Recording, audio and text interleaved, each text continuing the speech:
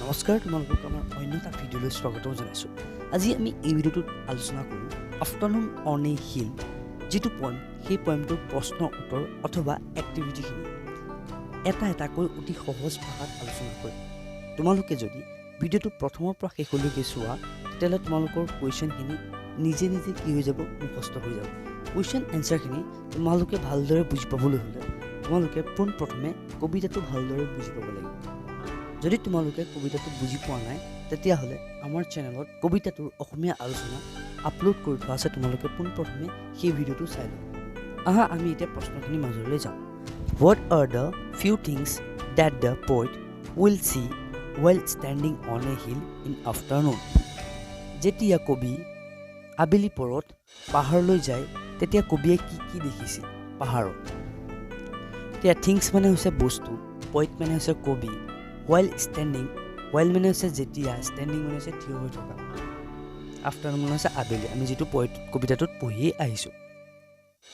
The few things, things মানে হৈছে বস্তু, সেই বস্তুখিনি হৈছে ফ্লাৱাৰ, ফুল, ক্লিপছ মানে হৈছে সাগৰৰ পাৰৰ ওখ ওখ শিল, ক্লাউড, ক্লাউড মানে হৈছে ডাৱৰ, এণ্ড গ্ৰাছ। হৈ গ'ল। তিনি সৰু হয়নে? তোমালোকে মুখস্থ কৰিবলৈ নিশ্চয় সহজ হ'ব। তোমালোকে মুখস্থ কৰিব পৰাকৈ সহজকৈ মই কি কৰিছোঁ, কুৱেশ্যন এনচাৰটো লিখিছোঁ। Question number B, when will the grass bow down and rise again? when মানে হৈছে কেতিয়া, will the grass bow down and rise again?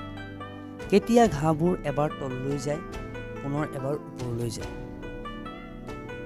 when wind begin to blow, wind মানে হৈছে বতাহ, যেতিয়া বতাহ বলিবলৈ আৰম্ভ কৰে তেতিয়া কি হয়, the grass will be blown down and rise again. তেতিয়া ঘাঁহবোৰ এবাৰ তললৈ যায়, পুনৰ এবাৰ ওপৰলৈ যায়। তোমালোকে নিশ্চয় দেখিছা, যেতিয়া বতাহ বলিবলৈ আৰম্ভ কৰে তেতিয়া কি হয়, ঘাঁহবোৰ বা বননিবোৰ কি হয়, এবাৰ তললৈ যায়, এবাৰ ওপৰলৈ যায়। তোমালোকে এই দৃশ্যটো নিশ্চয় দেখিছা। Question number C, what will the poet do on the hill in the afternoon? কবিয়ে আবেলি সময়ত পাহাৰলৈ গৈ কি কি কৰিছে? The poet of the poem, এই কবিতাটোৰ কবি, the poet of the poem will touch the flowers, ৱাটছ the cliffs and clouds and moving grass.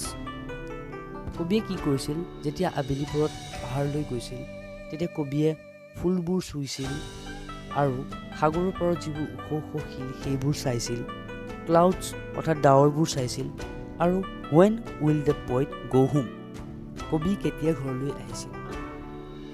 when lights begin to show the town, the poet will go home, যেতিয়া চহৰত লাহে লাহে লাইটবোৰ জ্বলিবলৈ আৰম্ভ কৰিছিল, যেতিয়া চহৰত লাহে লাহে লাইটবোৰ জ্বলিবলৈ আৰম্ভ কৰিছিল তেতিয়া কবিৰ অনুভৱ হৈছিল যে কবিৰো এটা কি আছিল, ঘৰ আছে। সেয়েহে কবিয়ে ঘৰৰ দিশে আগবাঢ়ে। Question number 3, read the following explanation of the three stanzas of the poem given below. Identify and write the stanzas number next to each explanation. ইয়াত read মানে হৈছে পঢ়া, following মানে হৈছে তলত দিয়া, explanation মানে হৈছে ব্যাখ্যা, আৰু identify মানে হৈছে চিনাকি বা বিচৰা। তোমাক বিচাৰি ক'বলৈ কৈছে যে তলত দিয়া ব্যাখ্যাখিনি কবিতাটোৰ কোনটো ষ্টেঞ্জা। এতিয়া প্ৰথম বক্সটো আমি চাম। The poet will look at cliff and clouds and watch how the grass bows down because of the wind rise again the next moment. কবিয়ে সাগৰৰ পৰা শিলৰ ঢাললৈ আৰু ডাৱৰলৈ চাব যে কেনেকৈ বতাহৰ বাবে ঘাঁহবোৰ এবাৰ তললৈ আহিছে আৰু পিছ মুহূৰ্ততে পুনৰ ওপৰলৈ উঠিছে।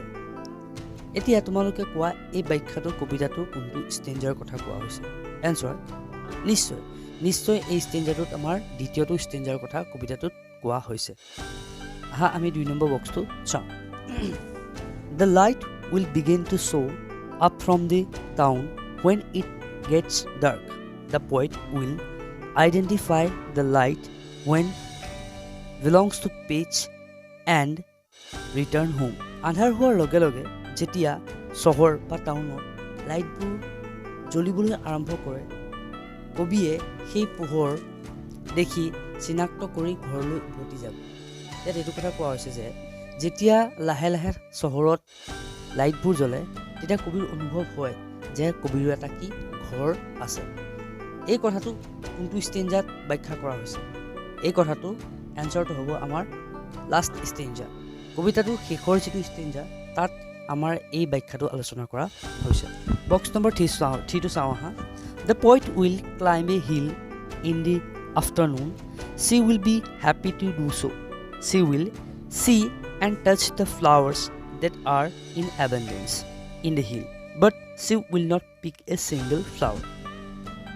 কবিয়ে যেতিয়া আবেলি পাহাৰ বগাবলৈ আৰম্ভ কৰিব তেতিয়া কবি অত্যন্ত সুখী হ'ব সেই কামটো কৰি। হেপী মানে হৈছে সুখী।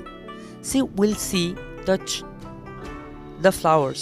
সি তাত থকা ফুলবোৰ চাব আৰু স্পৰ্শ কৰিব, কিন্তু সি তাত থকা এপাহু ফুল নিচিঙে। ইয়াত কবিৰ যি প্ৰকৃতি প্ৰেম সেই কথাটো ব্যক্ত কৰা that are in abundance in the hill. এতিয়া abundance মানে হৈছে পৰ্যাপ্ত বা প্ৰচুৰ।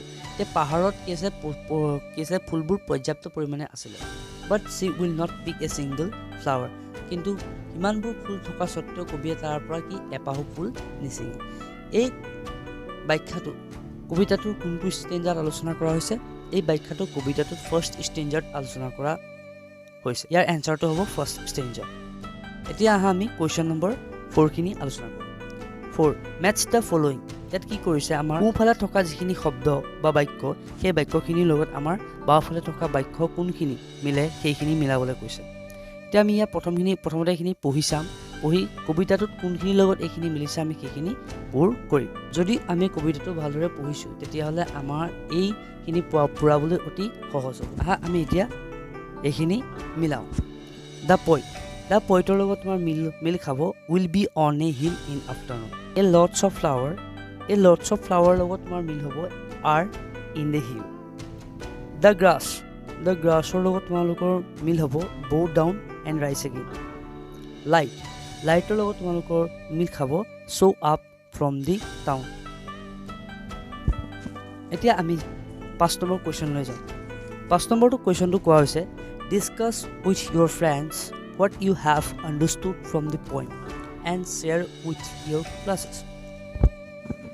এতিয়া এই প্ৰশ্নটো তোমালোকক সোধা হৈছে কবিতাটো তোমালোকে কি বুজি পালা? তোমালোকৰ লগৰ লগত কি কৰিবলৈ কৈছে, বন্ধু বান্ধৱীৰ লগত এই কবিতাটোৰ সম্পৰ্কে আলোচনা কৰিবলৈ কৈছে। Question number 6 right the rhyming words from the poem the once given blue. এতিয়া ৰাইমিং ৱৰ্ড মানে হৈছে চন্দ্ৰযুক্ত শব্দ। এতিয়া চন্দ্ৰযুক্ত শব্দ মানে কি? চন্দ্ৰযুক্ত শব্দ মানে হৈছে পিছৰ উচ্চাৰণটো মিল খোৱা। এতিয়া ইয়াত আমাক কেইটামান শব্দ দিয়া আছে। ইয়াৰ শব্দৰ অনুসৰি আমাক কবিতাটোৰ পৰা ইয়াৰ ৰাইমিং ৱৰ্ডখিনি লিখিবলৈ কৈছে। এতিয়া আমি ইয়াত লিখি থোৱা আছে চোৱা ব্ৰাউন। এতিয়া ব্ৰাউনৰ লগত পিছৰ আখৰখিনি বা উচ্চাৰণটো মিলোৱা শব্দ আমাৰ কি ডাউন। নিশ্চয় পিছৰখন অলপ মিলিছে। নেক্সট হৈছে টাউন। হ'ল ব্ৰাউনৰ আমি দুটা ৰাইমিং পালোঁ, এটা হৈছে ডাউন, এটা হৈছে টাউন। নেক্সট আছে স্কাইছৰ আমাৰ এটা হ'ব ৰাইজ, আনটো হ'ব আইচ। নেক্সট ৰানৰ এটা হ'ব ৰাইমিং ৱৰ্ড ছান আৰু আনটো হ'ব গান। Read the following phrases from the point. এতিয়া তোমালোকক তলত দিয়া ফ্ৰেজেছসমূহ অৰ্থাৎ শব্দাংশসমূহ কি কৰিবলৈ কৈছে পঢ়িবলৈ কৈছে। The cliffs and cloud, watts and wine, mark must be mine.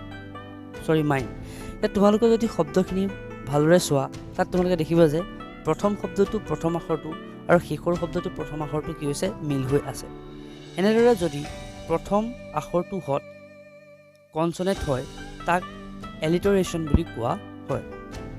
এতিয়া ইয়াত তোমালোকক কি প্ৰশ্ন সুধিছে? ইয়াত তোমালোকক right down a few sets.